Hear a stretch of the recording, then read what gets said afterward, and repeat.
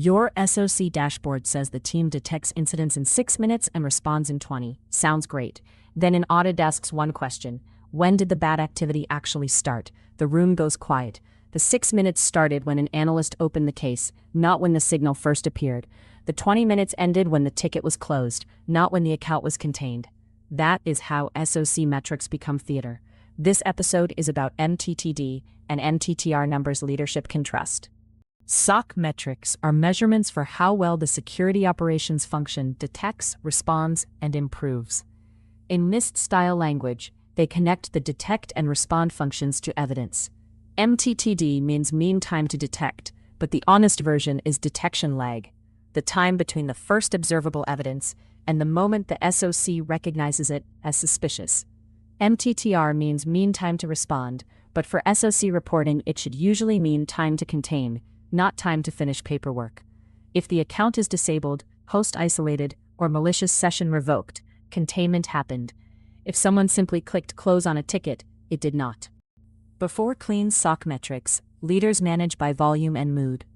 The team says, "We handled 4,000 alerts." That may mean they protected the business, or it may mean they spent the week clearing noise.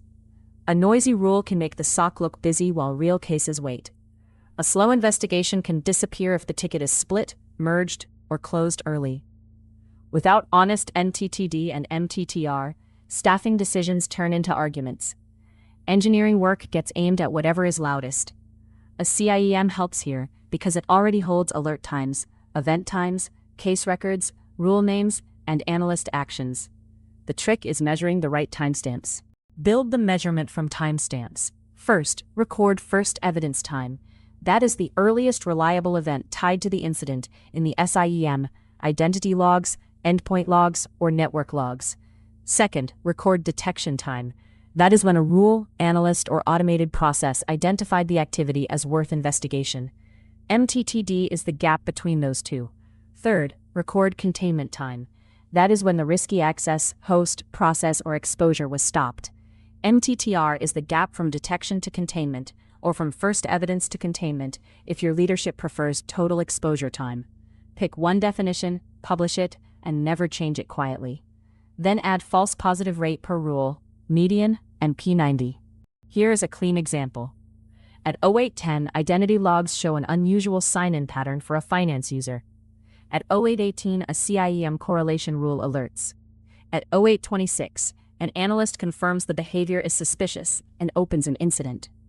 At 0834, the session is revoked, the password is reset, and the account is placed under stronger verification. The ticket stays open until 1140 because the team checks mail rules, endpoint status, and related accounts. Honest MTTD is 8 minutes if detection means the SCIEM alert, or 16 minutes if detection means analyst confirmation. Honest MTTR is containment at 0834, not closure at 1140. The dashboard should show both the definition and the clock. Good SOC metrics expose delays. Bad metrics reward bad behavior.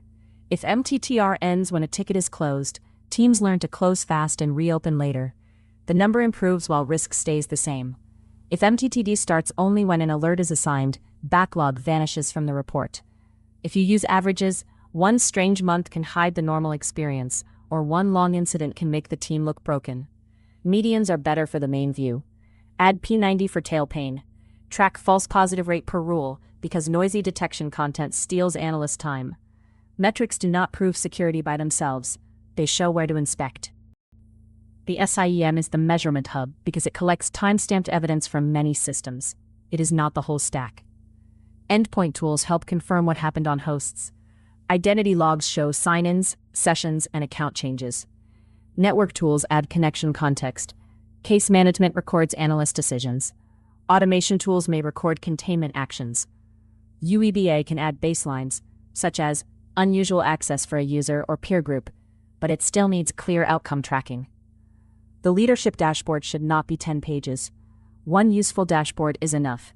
Median MTTD, median MTTR to containment, P90 for both, false positive rate per high volume rule, open incident age, and detection coverage gaps. Start small. Do not begin with a giant metrics program.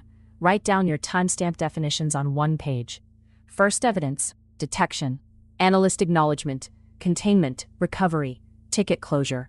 Then audit 20 recent incidents and fill those fields manually. You will find missing data fast. Next, list your top alerting rules by volume and calculate false positive rate per rule.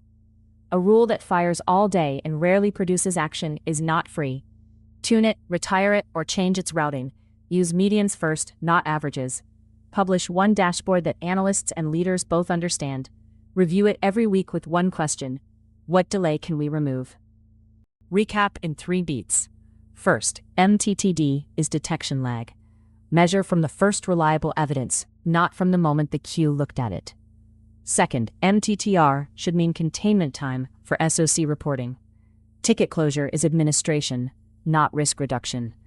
Third, use medians, P90, and false positive rate per rule so the dashboard reflects reality instead of incentives. If a metric becomes a target, people will shape behavior around it. Design the metric so the best way to improve the number is to improve the defense. Subscribe for a new Security Tools Decoded episode daily, plus the daily ranked CVE brief on this channel.